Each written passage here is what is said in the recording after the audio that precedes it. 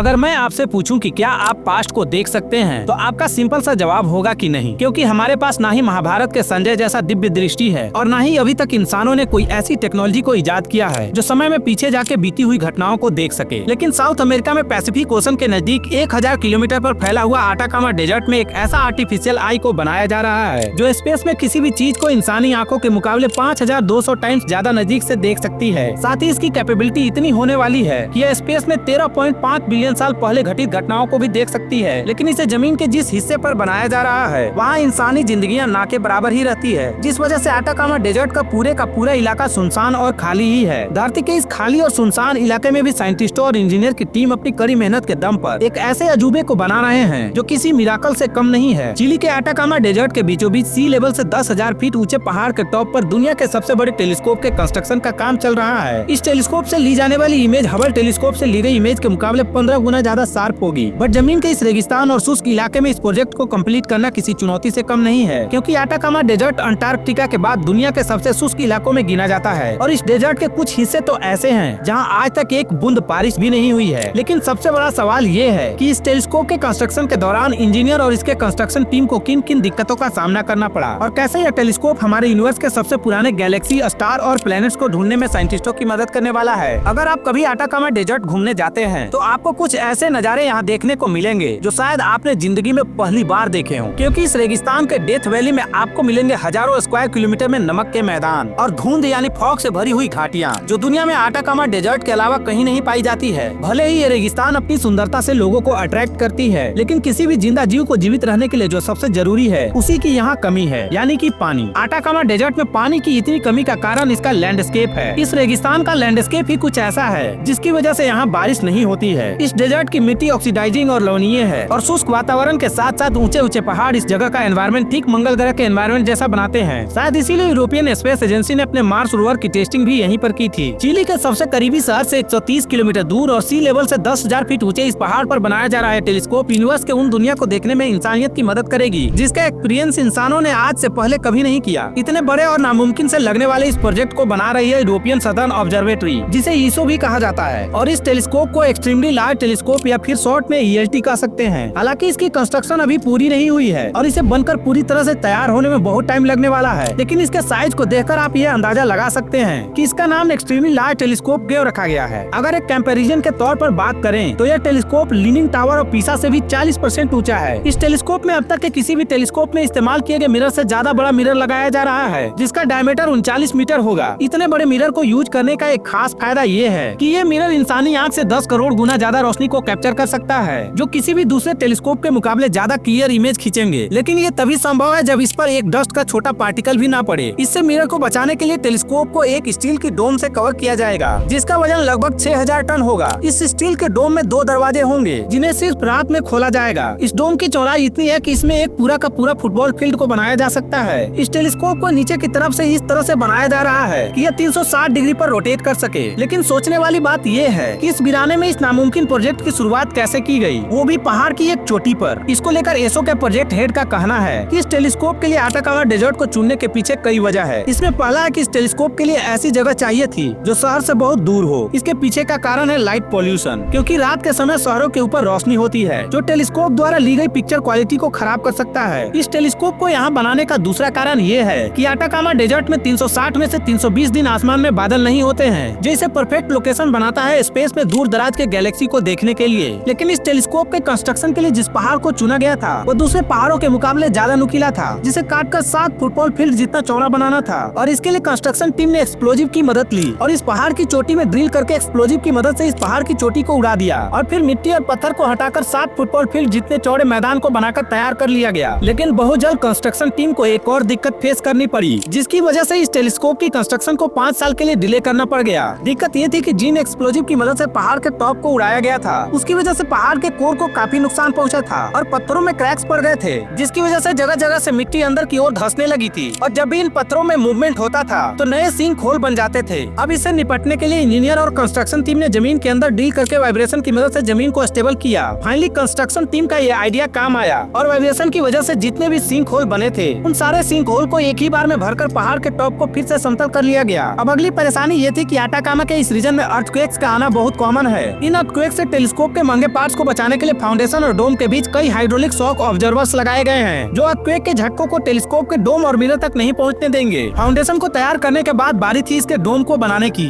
डोम के steel structure के अलग अलग हिस्सों को पहाड़ के नीचे बेस कैंप में ही बनाया गया और फिर उन्हें ऊपर लाकर क्रेन की मदद से इन्हें जोड़ा गया। इस टेलीस्कोप को दुनिया का सबसे बड़ा टेलीस्कोप जो बनाता है वो है इसका मिरर। इसके मिरर का साइज 39 मीटर है, जिसे कंट्रोल करने के लिए डोम के अंदर स्ट्रक्चर बनाया जा रहा है। इस 39 मीटर के मिरर को बनाने के लिए टोटल 800 छोटे छोटे पीसेस का इस्तेमाल किया गया है, जिनका काम है स्पेस से आने वाली लाइट्स को मल्टीप्लाई करके सेकेंडरी मिरर M2, फिर M3 और फिर M4 तक पहुंचाना, जहां इमेज पूरी तरह से शार्प बनेगी। फिर मिरर M4 की मदद से इमेज के धुंधलेपन को खत्म करके मिरर M5 में भेजा जाएगा, जहां इमेज को ठीक करके प्रोसेसिंग के लिए भेज दिया जाएगा। यह तो होगा इस टेलीस्कोप की वर्किंग प्रोसेस, लेकिन इसकी जो सबसे खास बात है वो ये है कि यह हमारे सोलर सिस्टम के बाहरी प्लैनेट्स का डायरेक्ट फोटो कैप्चर कर सकता है, जिससे हम प्लैनेट्स की एटमॉस्फेयर और उस प्लैनेट पर पानी है या नहीं आसानी से जान सकते हैं। यहाँ तक कि इसके इतने बड़े मिरर की वजह से यह टेलीस्कोप बहुत ज्यादा लाइट को कैप्चर कर पाएगा, जिसके जरिए हम यूनिवर्स के पास्ट में भी देख सकते हैं। लेकिन ऐसा करने वाला यह कोई पहला टेलीस्कोप नहीं है, बल्कि हबल टेलीस्कोप भी यही करता है। और हबल टेलीस्कोप यूनिवर्स में 1340 करोड़ साल पीछे तक देख सकता है। ऐसे टेलीस्कोप यूनिवर्स के पास्ट में देखने के लिए उन धीमी लाइट्स को भी कैप्चर करते हैं, जो यूनिवर्स के बनने के बाद निकलने शुरू हुए थे।